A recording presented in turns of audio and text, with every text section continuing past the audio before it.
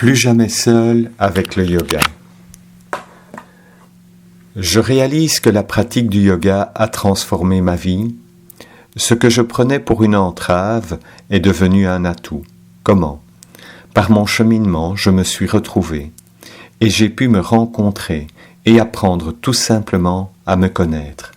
Aujourd'hui, dans mes moments de solitude, je ne suis plus jamais seul avec le yoga. Ce matin, je me baladais dans les allées de mon quartier. Le soleil s'est posé sur mon visage comme une nuée de lucioles de jour. Des mots ont traversé mon esprit.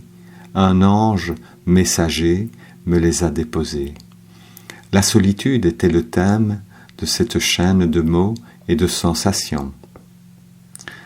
Alors, j'ai pensé à tous ceux qui ont souffert d'une solitude empreinte d'une colère ayant un petit goût amer d'injustice. Cette solitude a éveillé des comportements inhabituels, orientés par les filtres de notre éducation, de notre histoire personnelle et commune. Est-ce un bien ? Est-ce un mal, me disait un ami qui nous a quittés.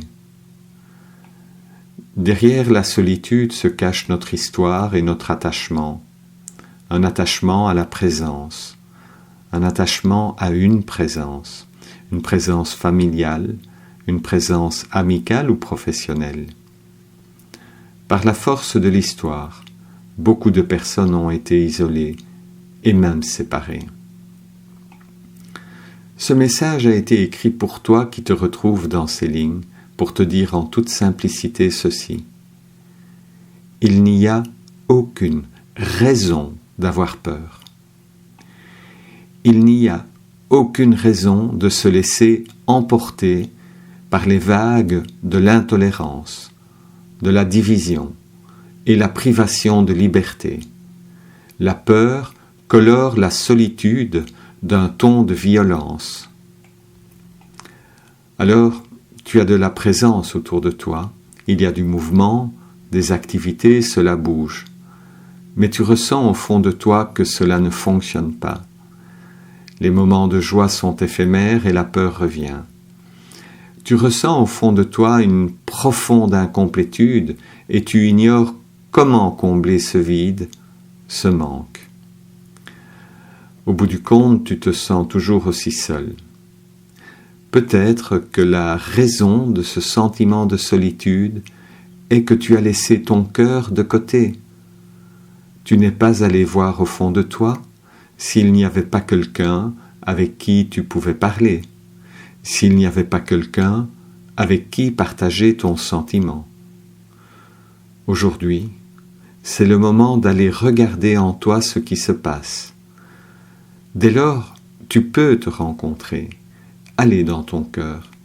Cela signifie en réalité que même confiné dans un lieu perdu, tu peux te retrouver dans la joie.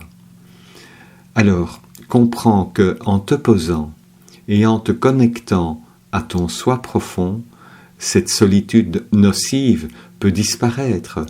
En te connectant au soi profond, tu peux voyager et découvrir l'étendue de ton monde intérieur, en toi, de te connecter à cet espace en toi, mais aussi à l'univers par ce biais-là. Tu toucheras alors son étendue, tu ressentiras la générosité dans cette immensité, sa gratitude et sa bienveillance. C'est là pour toi, à portée de main.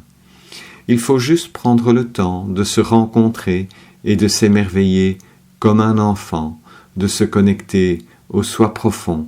Dès lors, rien ne t'empêche plus de continuer à rencontrer des amis, de la famille, des connaissances. Tu es un être libre, même dans la rencontre avec la solitude. En rentrant chez toi, tu ne te sentiras plus seul, plus jamais seul. Cela demande un travail sur soi, une rencontre authentique avec toi, un travail sur ce cheminement à la rencontre du soi intérieur. Et enfin, trouver la sérénité, l'apaisement dans ce jardin intérieur où tu pourras te recueillir et te reposer. Plus jamais seul tu ne seras avec le yoga. Namasté.